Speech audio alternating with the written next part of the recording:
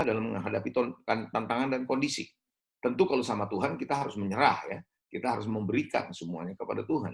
Tapi ada kalanya dalam situasi tertentu kita tahu ini adalah menjadi bagian dan janji Tuhan dalam hidup kita. Sedangkan kondisi, keadaan, dan bahkan setan mungkin sedang mau mencoba menghalangi itu. Nah, kita jangan pernah mau menyerah. Begitu. Nah, ada satu statement saya begini. Jangan berhenti karena capek. Barulah berhenti kalau sudah sampai. Gitu. Jadi kita jangan pernah mau berhenti sebelum nyampe. Kadang-kadang rasa capek kita yang membuat kita berhenti. Padahal kita masih ada ujung perjalanannya. Nah, kalau kita mau berhenti, berhentilah kalau kita sudah sampai di tujuan. Ketika kita sudah sampai di tujuan, baru kita berhenti. Jadi hari ini, saya hanya ingatkan Bapak-Bapak sekalian, tadi saya lihat juga ada ibunya, agar supaya jangan mudah menyerah. Karena itu yang setan mau. Kenapa? Tuhan tidak pernah memberikan kita masalah, persoalan, tidak. Tetapi dia selalu kepingin supaya kita selalu hidup bersama dengan dia. Tapi musuh, setan, keadaan, seringkali keputusan kita bahkan, seringkali membuat kita masuk dalam persoalan, masalah. Dan Tuhan izinkan itu terjadi.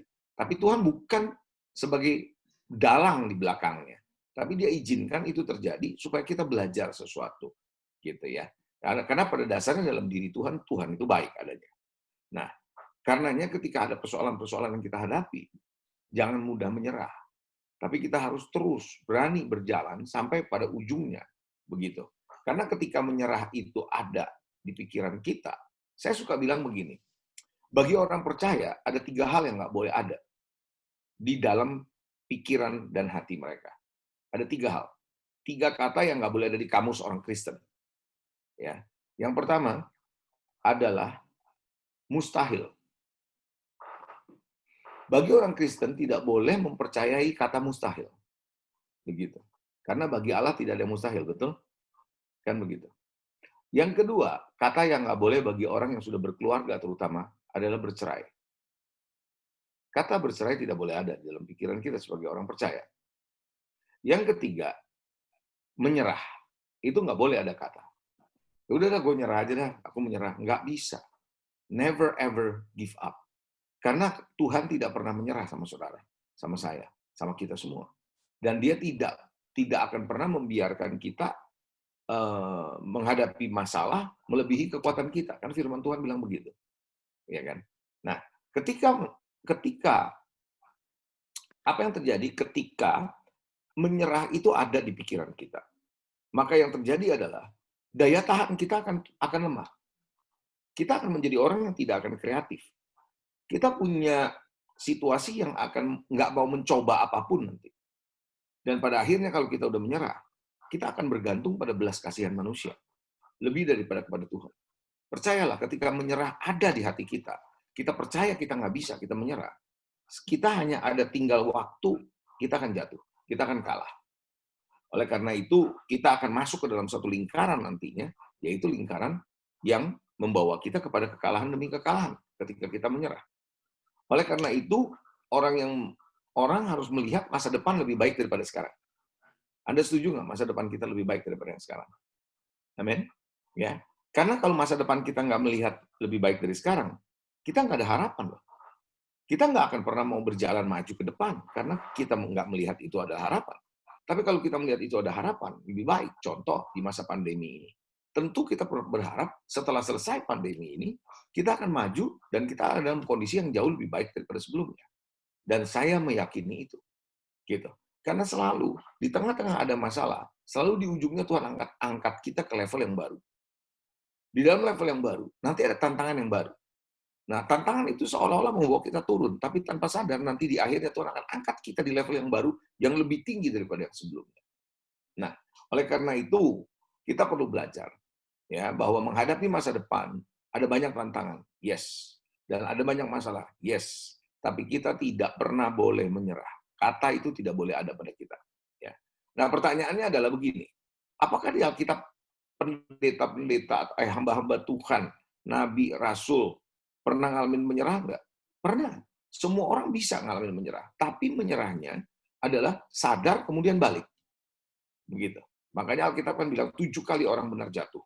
Bukan berarti nggak pernah jatuh. Tapi 7 kali pun jatuh, Tuhan angkat lagi. Yang penting kita mau bangkit kembali. Kan begitu.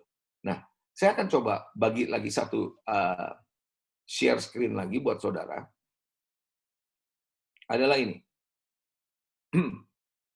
Elia pernah ingin mati ketika mengalami intimidasi dari orang penting yaitu Isabel dan berpengaruh di negeri itu. Dia kepengen mati. Dia aja kepengen mati. Gitu. Nah, kita lihat ayatnya. Tadi kita belum baca satu ayat pun. Kita lihat. 1 Raja-Raja 19 ayat 1-4. Firman Tuhan bilang begini, ketika Ahab memberitahu kepada Isabel segala yang dilakukan perihal Elia membunuh semua nabi dengan pedang. Sebelumnya Elia menghadapi 450 nabi-nabi Baal. Dan dia membantai nabi-nabi Baal itu. Nah, ketika itu didengar oleh Ahab, Ahab cerita kepada istrinya Isabel. Nah, lalu di ayat kedua, maka Isabel menyuruh seorang suruhan mengatakan kepada Elia, beginilah kiranya para Allah menghukum aku bahkan lebih daripada itu jika kira-kira pada hari ini aku tidak membuat nyawamu sama seperti nyawa seorang dari mereka. Jadi ada intimidasi, ada ancaman. Ini ratu nih, karena istri raja, kan begitu. Maka takutlah ia, lalu bangkit dan pergi menyelamatkan nyawanya. Seorang Elia pun bisa mengalami kefrustrasian. Makanya para pengusaha di tengah-tengah tantangan, intimidasi itu belum tentu dari orang lain. Tapi intimidasi bisa dari pikiran kita sendiri. Rasa khawatir kita, begitu. Dan akhirnya dia bilang dia menyelamatkan nyawanya sampai ke Beersheba, yang termasuk wilayah Yehuda, ia meninggalkan bujangnya di sana. Tetapi ia sendiri ngapain? Dia masuk ke padang gurun sehari perjalanan jauhnya, lalu dibawa sebuah pohon ara. Kemudian ia ingin mati. Seorang nabi besar seperti Elia pun bisa frustrasi sampai kepengen mati. Katanya, cukuplah. Sekarang ya Tuhan, ambil nyawaku sebab aku ini tidak lebih baik daripada nenek moyangku. Seorang nabi, sekelas nabi seperti Elia pun pernah ngalamin seperti itu. Nah, bagaimana dengan kita? Kita mungkin bisa ngalamin juga seperti itu. Tapi kita akan lihat happy endingnya nanti. Akhirnya seperti apa? Kita lihat lagi tokoh yang lain. Di tokoh yang lain, di Alkitab mencatat, ada seorang yang bernama Yohanes. Yohanes Pembaptis juga pernah ingin menyerah ketika dia berada di dalam penjara. Yes, dia pernah mau menyerah. Coba kita lihat. Di dalam Matius 11, ayat yang kedua, Alkitab bilang begini. Di dalam penjara, Yohanes, ini Yohanes Pembaptis loh, mendengar tentang pekerjaan Kristus. Di dalam penjara, sengaja saya kasih warna merah. Di dalam penjara, Yohanes mendengar perkataan Kristus. Lalu menyuruh murid-muridnya bertanya kepadanya, engkaukah yang akan datang itu, atau harus kami menantikan orang lain? Menarik, karena ayat ini, ayat Matius 11, adalah peristiwa di mana Yohanes Pembaptis di penjara. Sebelumnya, di Matius sebelumnya, pasal-pasal sebelumnya, Yohanes Pembaptislah yang membaptiskan Yesus. Dia sudah tahu bahwa Yesus itu Mesias. Tapi sekarang, dia di dalam penjara bertanya balik. Mulai ragu, benar nggak itu Yesus? Kadang-kadang, dalam situasi saudara, dalam tekanan hidup, dalam masalah hidup, ya, kalau kita nggak berjaga-jaga, setan selalu mau mengambil untung, kan? Nah, mengambil untungnya apa? Mempermainkan pikiran kita untuk meragukan Tuhan. Benar nggak Tuhan? Jadi di tengah-tengah persoalan itu seringkali kita dibikin oleh keadaan kita, pikiran kita, peristiwa yang kita alami, membuat kita ragu sama Tuhan. Karena ketika kita sudah ragu, sangat mudah untuk kita undur dari Tuhan. Sangat mudah. Nah, ketika keraguan ada, kita menyerah, udah, selesai dah. Nah, ayat 4, Yesus menjawab kepada murid-murid Yohanes yang datang ke dia, pergi katakan kepada Yohanes, apa yang kamu dengar dan yang kamu lihat. Orang buta melihat, orang lumpuh berjalan, orang kusta menjadi tahir, lalu orang tuli mendengar, orang mati dibangkitkan, dan kepada orang miskin diberitakan kabar baik. Lalu ayat 6, dan berbahagialah orang yang tidak menjadi kecewa dan menolak aku. Kadang-kadang kekecewaan bisa terjadi di dalam peristiwa-peristiwa yang kita alami. Kita sudah melayani, kita kayaknya sudah aktif, mungkin bagi bapak-bapak di Full Gospel, atau beberapa orang mungkin di pelayanan di gereja, rasanya saya sudah aktif, Tapi kenapa keadaan saya seperti begini? Dan kita bisa menjadi kecewa. Nah, ketika kita kecewa, kita ragu. Kita ragu, kita nyerah. Udahlah, aku nyerah. Dan akhirnya tidak heran, tidak sedikit orang yang akhirnya mundur dari Tuhan karena faktor itu. Kayak gitu. Nah, orang sekelas Rasul Paulus, kita lihat berikut ini. Orang sekelas Rasul Paulus saja yang menulis sebagian besar perjanjian baru pun pernah mengalami putus asa. Yes, dia pernah. Saya menunjukkan tokoh-tokoh ini bukan berarti untuk membuat bapak-bapak ini mengambil satu sikap, tuh lihat Nabi, Rasul aja bisa begitu, ya saya juga nggak apa-apa dong begitu. Bukan itu maksud saya. Bukan itu maksud saya. Tapi maksud saya adalah mereka juga manusia. Sebagai manusia kita bisa alamin itu. Tapi mereka berkemenangan akhirnya. Nah itu yang saya maksud. Nah kita mesti belajar bagaimana akhirnya kita bisa berkemenangan. Begitu. Bukan berarti kita bilang, lihat Elia bisa begitu, Yohanes Pembaptis gitu, Paulus begitu, ya apalah saya gitu ya. Bukan untuk begitu. Membenarkan diri kita, bukan. Tapi kita mau belajar dari mereka yang pernah ngalamin gitu, tapi mereka bangkit. Dan mereka akhirnya justru berkemenangan. Ya. Di dalam 2 Korintus 1 ayat 8, Rasul Paulus pernah berkata, sebab kami tahu saudara-saudara supaya kami mau saudara-saudara supaya kamu tahu ya akan penderitaan yang kami alami di Asia Kecil, beban yang ditanggungkan atas kami adalah begitu besar dan begitu berat, sehingga kami telah putus asa juga akan hidup ini. Di tengah tekanan dia bisa putus asa. Sebagai manusia, kita bisa putus asa. Jangan pikir kalau pendeta pun nggak pernah putus asa. Yes, kalau Anda tanya apakah saya pernah putus asa? Oh yes, saya pun pernah bisa mengalami putus asa. Dalam kondisi situasi yang cukup berat, bisa. Tapi saya tidak akan terus-menerus terbawa sampai akhirnya kita nggak bisa bangkit. Nah, makanya kenapa tema jangan menyerah ini jadi penting. Pengalaman-pengalaman hidup bapak-bapak yang ada dalam dunia bisnis, coba perhatikan. Ketika bapak tidak menyerah, kreativitas bisa muncul.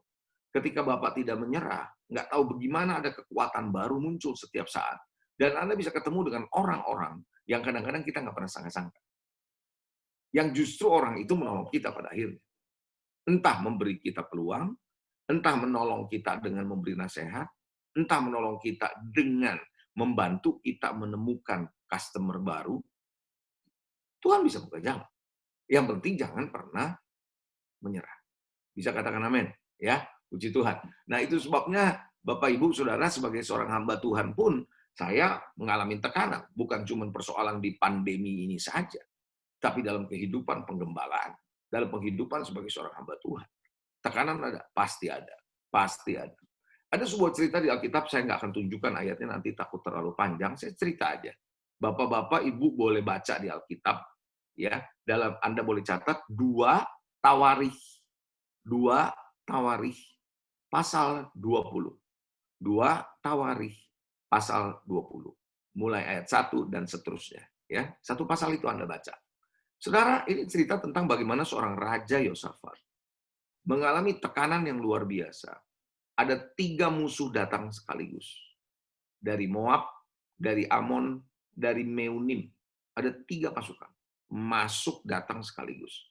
Nah, saya melihat kondisi Yosafat adalah mirip raja di Alkitab. Itu adalah kalau dalam perjanjian baru, digambarkan orang-orang yang ada di dalam dunia marketplace.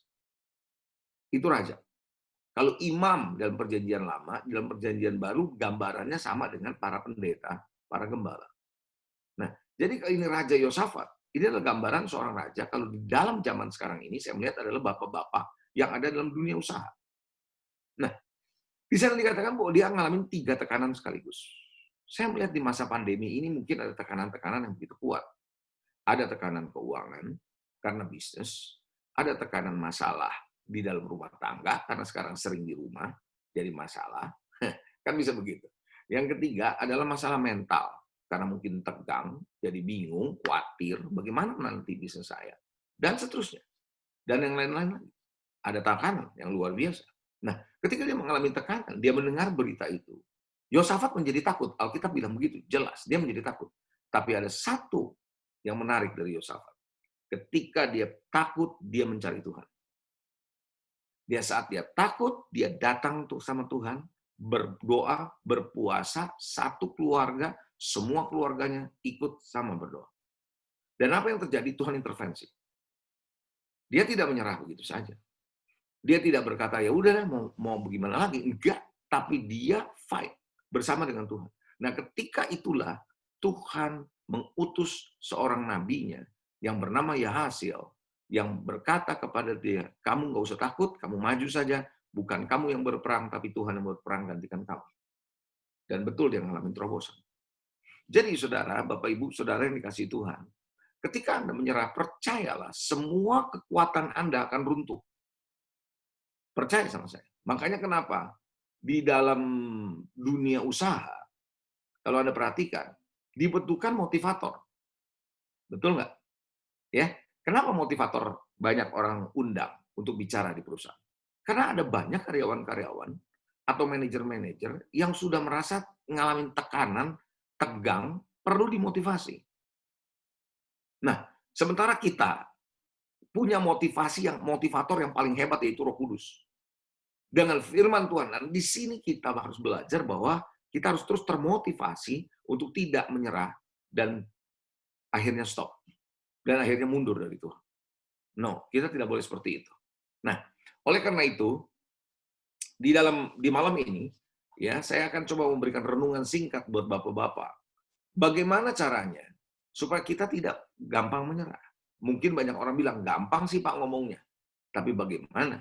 Nah, tentu saya akan memberikan Anda tips.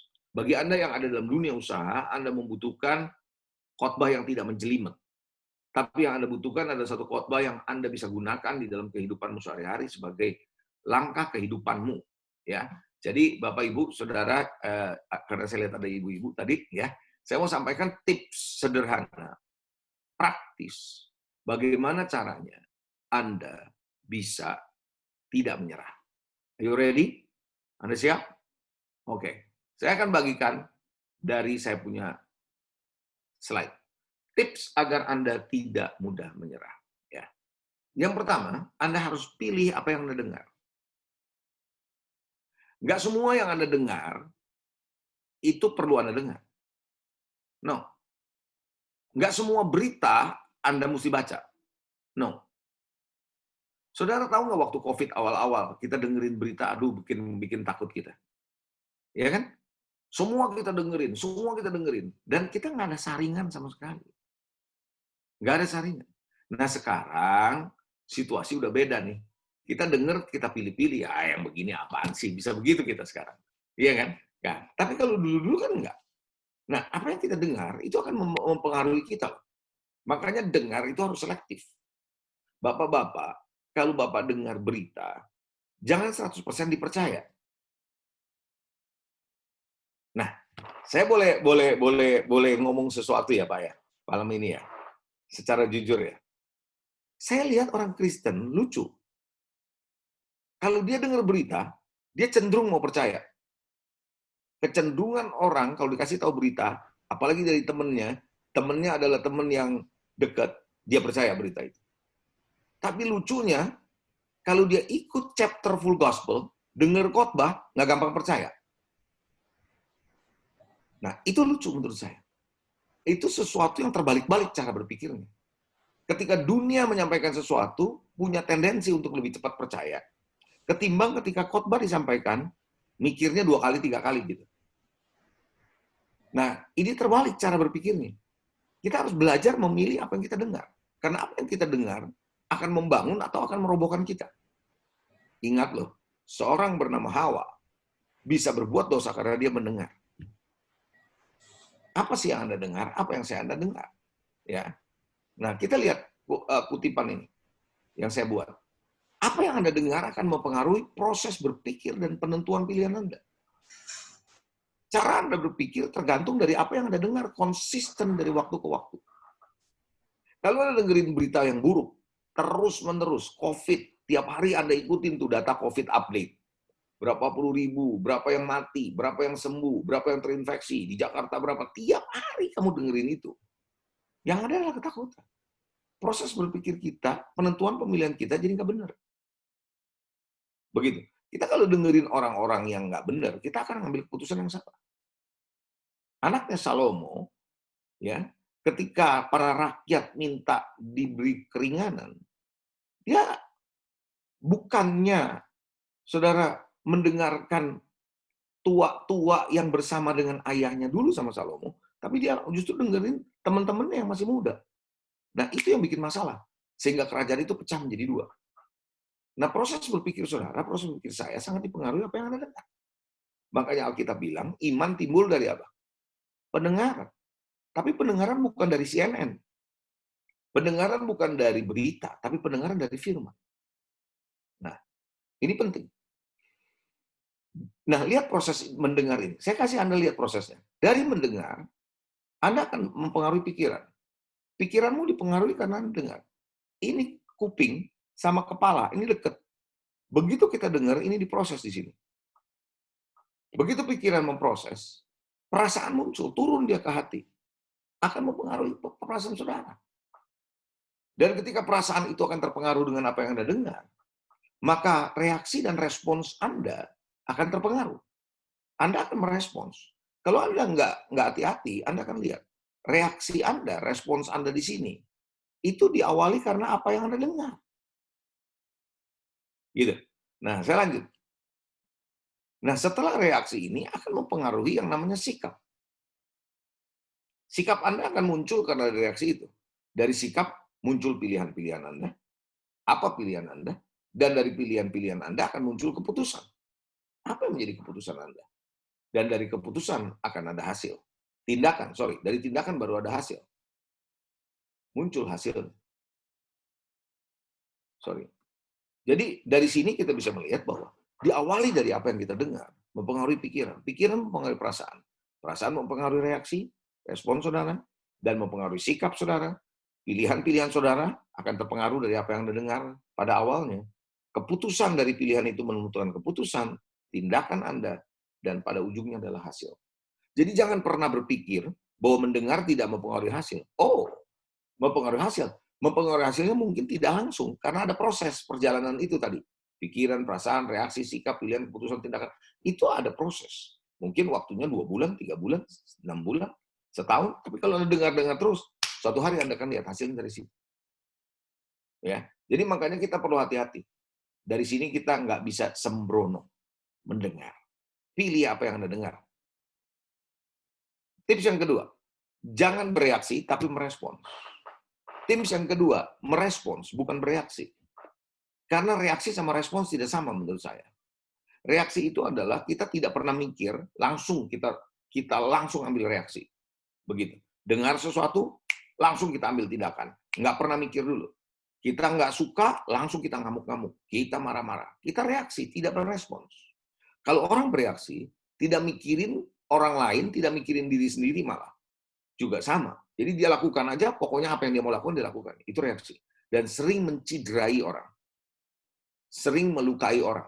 Karena reaksi kita. Contoh, kalau bapak ibu, suami istri, kalau istri lagi marah, dia nggak pernah mikir, dia langsung ngomong, bisa menciderai suami. Dan sebaliknya. Begitu. Nah, jadi perlu sekali kita belajar untuk bisa merespon. Respons itu ada pengendalian diri. Kita harus mikir. Jadi sebelum kita lakukan sesuatu mau menyerah, mikir dulu. Buat apa saya menyerah? Gitu. Kenapa? Gitu. Jangan bereaksi dulu, jangan terlalu cepat. Udahlah, aku nyerah aja deh. Gitu. Jangan. Gitu. Ya, kita lihat ini.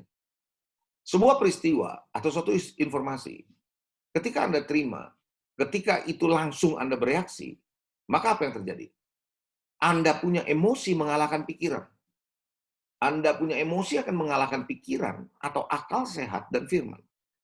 Makanya emosi yang lebih kuat. Karena kita bereaksi. Dengar sesuatu, kita sudah emosi dulu.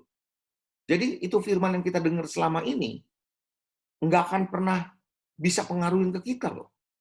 Nah, kita lihat akibatnya dari situ, maka muncul sikap, tindakan yang merusak nanti.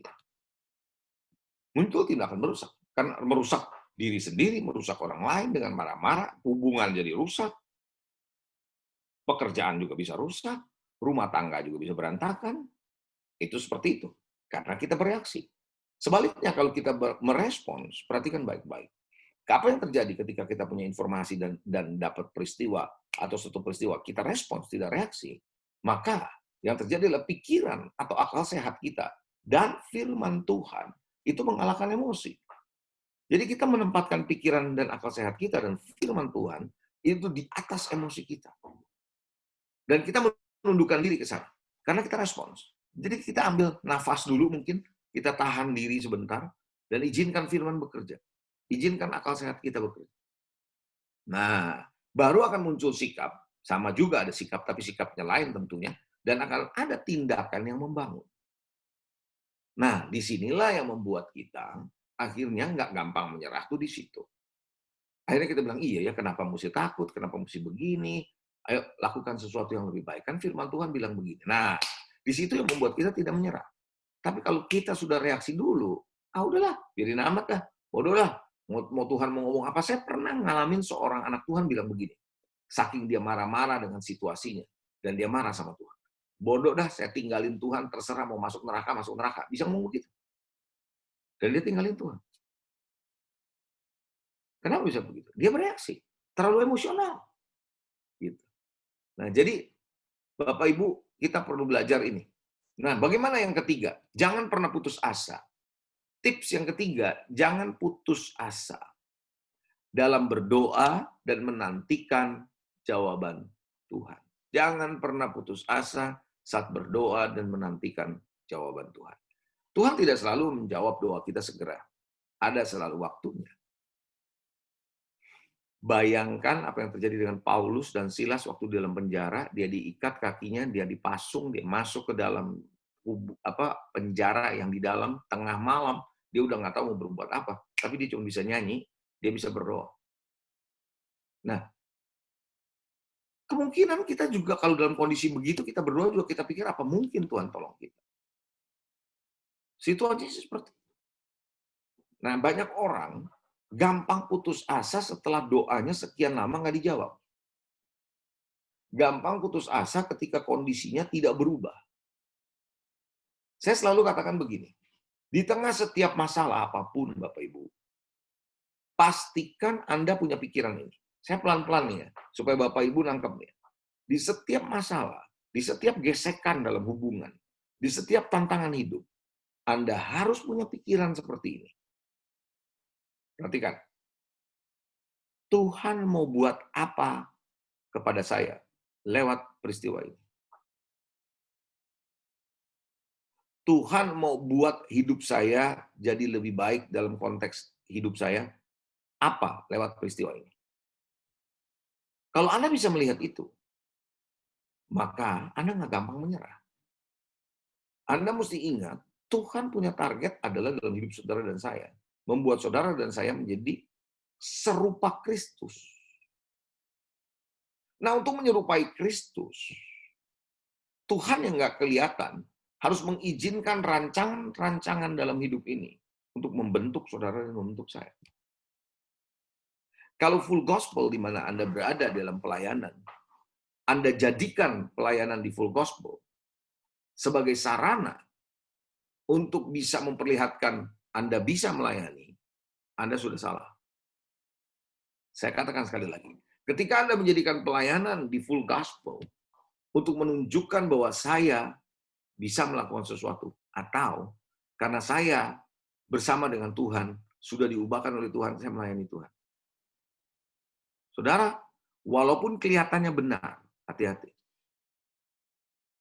Tetapi ketika engkau melayani di full gospel, ataupun di gereja, Anda harus berpikiran begini, pelayanan yang saya layani, dipakai Tuhan untuk membentuk saya. Pelayanan yang saya layani, dipakai Tuhan untuk membentuk saya. Ketika Anda berpikir seperti itu, maka di full gospel, di gereja, dimanapun Anda sebagai orang Kristen, tidak mudah sakit hati, tidak mudah menyakiti orang lain, tidak mudah kecewa, dan Anda akan menjadi dewasa. Makanya di dalam doa kadang-kadang nggak jawab Tuhan, ya udah, lihat aja saudara, kita lewatin bersama dengan Tuhan, karena targetnya Tuhan adalah membentuk karakter saudara. Nah, kita lihat yang terakhir, yang keempat. Malam ini yang terakhir, kalau nggak nanti kelamaan saya khotbah. Yang keempat adalah fokus kepada Tuhan. Di tengah-tengah problematika Anda apapun, jangan pernah fokus kepada masalah, keadaan, atau diri sendiri, tapi fokuslah kepada Tuhan. Kenapa saya katakan demikian? Begini, ketika engkau memfokuskan kepada pandemi, masalah, percaya sama saya, yang muncul adalah rasa takut, rasa khawatir, rasa cemas, rasa bingung, nggak jelas mau ngapain, Anda mau ini salah, mau itu salah, karena Anda fokusnya kepada masalah. Makanya disuruh bersyukur nggak gampang. Tapi ketika engkau berfokus kepada Tuhan, Anda akan melihat kekuatan Dia mengalir dalam hidupmu, damai sejahtera mengalir dalam hidupmu dan hidupku. Dan ketika Anda fokus pada Tuhan, justru Anda punya kesempatan untuk mengalihkan perhatianmu dari persoalan kepada Tuhan. Nah, di saat Anda memperhatikan persoalan kepada Tuhan, yang muncul adalah ucapan syukur. Karena sekarang Anda bisa melihat Tuhan lebih besar daripada masalah. Yang difokuskan Saul adalah Goliat, musuh yang besar. Yang difokuskan Daud bukan Goliat, tapi Tuhan. Itu yang membuat dia bisa berkemenangan. Jadi kesimpulannya hari ini ada 4 hal tadi, saya balik lagi. Bahwa kalau Anda mau tidak menyerah, saya simpulkan ada 4, pilih apa yang Anda dengar baik-baik. Jangan bereaksi, tapi harus merespons. Jangan pernah putus asa, berdoa, menantikan jawaban Tuhan yang belum datang. Terus nantikan, karena waktunya akan tiba. Fokus ke Tuhan. Saya percaya, Anda akan keluar menjadi seorang yang lebih dari pemenang. Bahkan Anda akan melihat pandemi ini merupakan sebuah landasan buat Anda bergerak naik ke level yang lebih tinggi. Ya, saya kira itu Bapak Ibu. Tuhan Yesus memberkati.